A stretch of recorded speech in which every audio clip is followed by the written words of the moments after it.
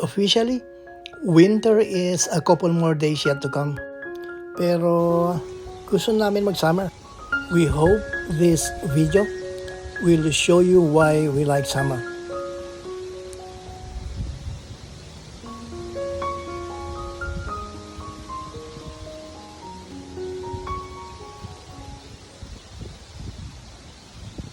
Oregano.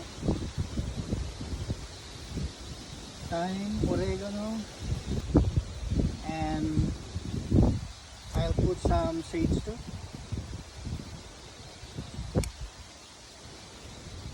Mga dalawa These lang. are sage too, right? Yeah, these are sage.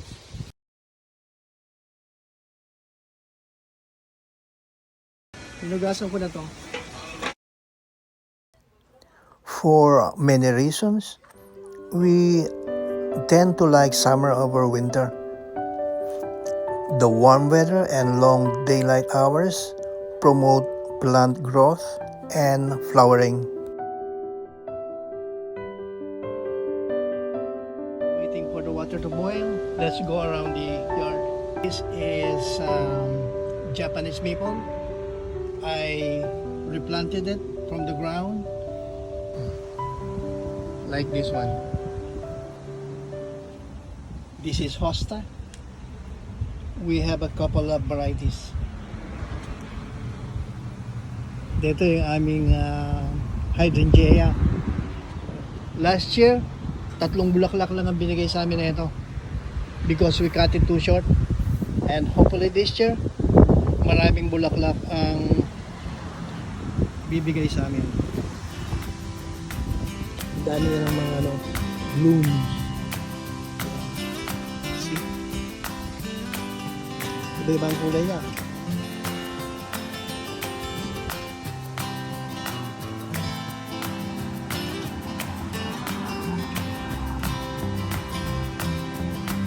Marami kaming bulaklak ngayon.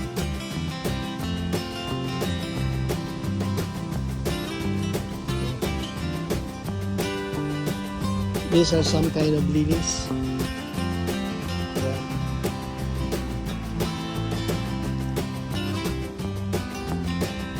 This is hosta as well, another variety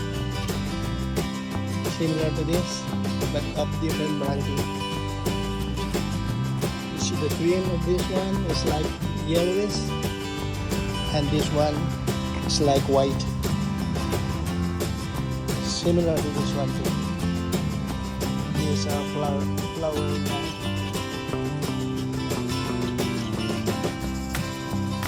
And this is also hosta. Different varieties too. You see the in the middle of the leaves, there's this yellow or white color shades. They call this blue hosta.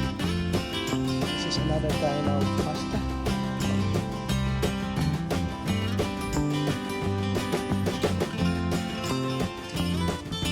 These are flowering plants as well. Just starting to bloom. This is also hosta.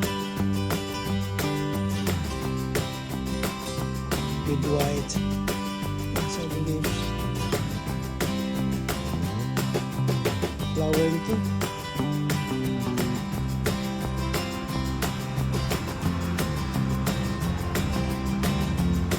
These are the roses starting to wilt.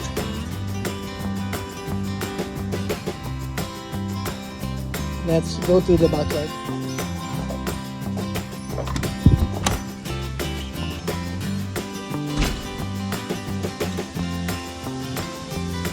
What do you call this?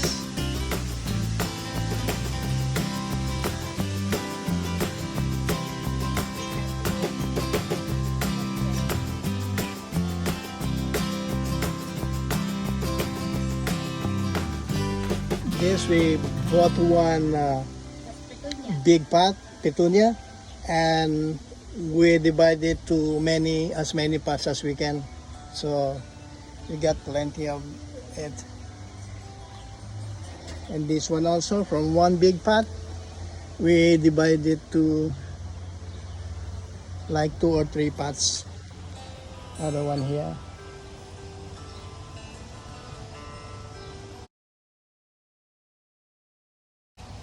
Here. See? Yeah. This is fig tree, and it's supposed to be giving us fruit this year. Anturium. Quite late. It's anturium. Oh yeah, this one is Anturium. Yeah.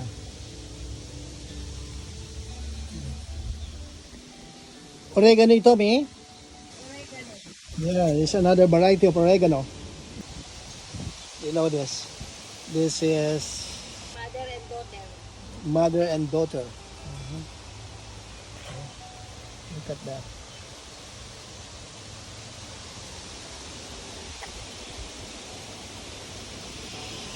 This one, sweet William. This is Sweet William. Oh. And these are your kakulay ng damit mo. Asiatic. Asiatic leaves.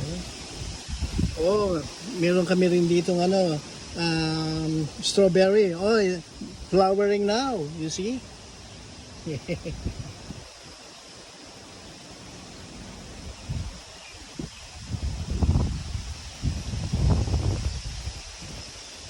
Mhm.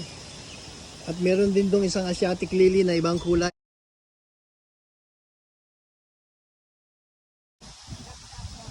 Oh, pink? This one? Okay, pink. So be it. Pink daw. Tama. Yan. Meron siya mga nagbo-bloom pa. Yan. Uh-huh. Which one? This one? Lily, another lily. Uh-huh. Look like birds of paradise. Oh, meron ka rin dito. Kana lily? This is from last year, right? Oh, tumubo uli, oh. Yeah. So this is perennial.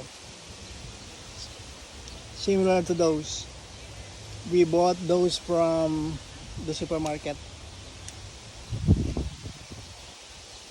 Oh, yeah.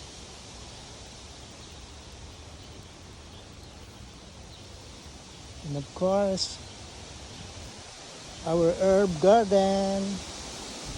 Yeah. At meron din kami ditong sari-sari. May upo, may patola, meron ding beans. Yun, may mga bunga na. Okay. You see that? Nakakatuwa. Many fruits, vegetables, and herbs are ready for harvest during summer. Potato. At mukhang this year, napakarami namin ng sunflowers. Itong ano na ito, plot na ito, mukhang napuno ng sunflower. Nasa bintana ni Mother. And so, she will surely enjoy the visits of birds, especially yellow birds. Yeah. And over there, our roses, they're starting to wilt now. But they're beautiful, right?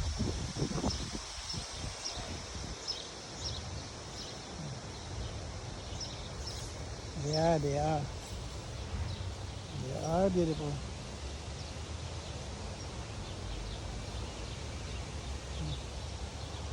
Ito pink. Ngayon pa lang siya nagsisimula. Nahuli siya. Same as this one. Pink. Ito mukhang natuyo na. Here's a red.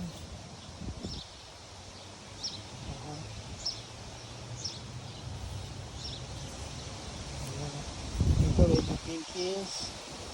These are red. Parang ibang variety ito. Pero red din. Oh, maliliit na rose. I think Ruth call this a pitimini. As you see, summer brings a wide variety of colorful blooms. Beautiful. And we love it. Ito, meron kaming apple, nilagyan namin ng cage. Like other fruits. Ayun. Meron siyang bunga. Ayun. May dalawang bunga yan. Ayun, oh. There. Dalawa. Marami, kaya lang nalaglag.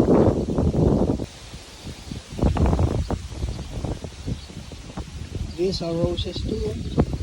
Alam ko, pitimini din ang tawag nila dito.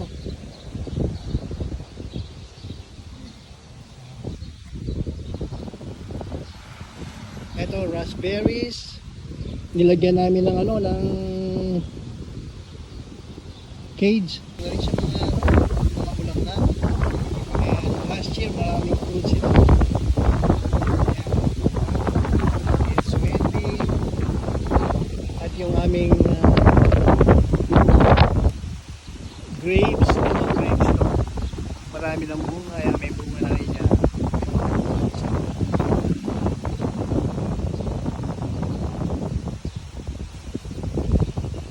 Sisimula na. Mukhang mas marami ang bunga makukuha namin ngayon sa grapes compared to last year. Ayan, o.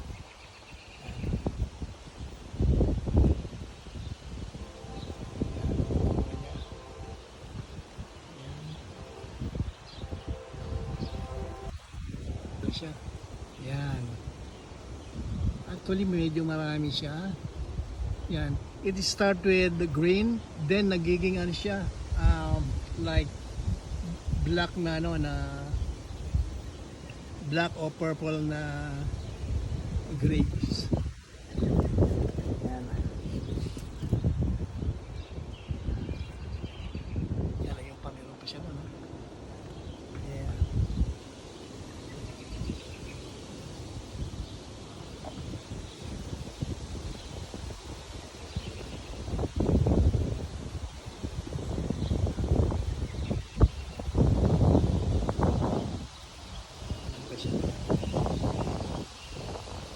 Medyo madami this year compared last year. Hopefully mahinog.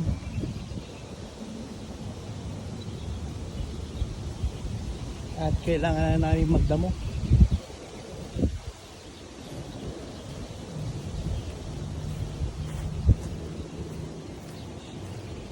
Siguro in 2 days time magdadamo na naman kami.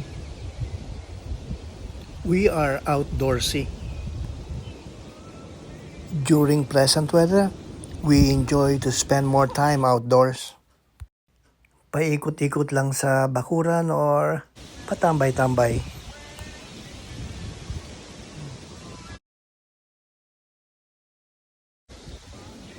This is also hydrangea. Dumami na siya. Konti lang siya dati. Pang ano niya na to, pang third year. Last year, konti lang ang bulaklak, pero mas marami lang magiging bulaklak niya. You see the blooms. So, mas dadami na ang bulaklak niya ngayon. Tinanti natin ngayon. Malamig pa dito sa amin, so it's still cold. We need this. And this is thyme, oregano, and sage. and sage. Healthy drink. Cheers. Thank you for watching, friends. See you on our next video. Bye for now.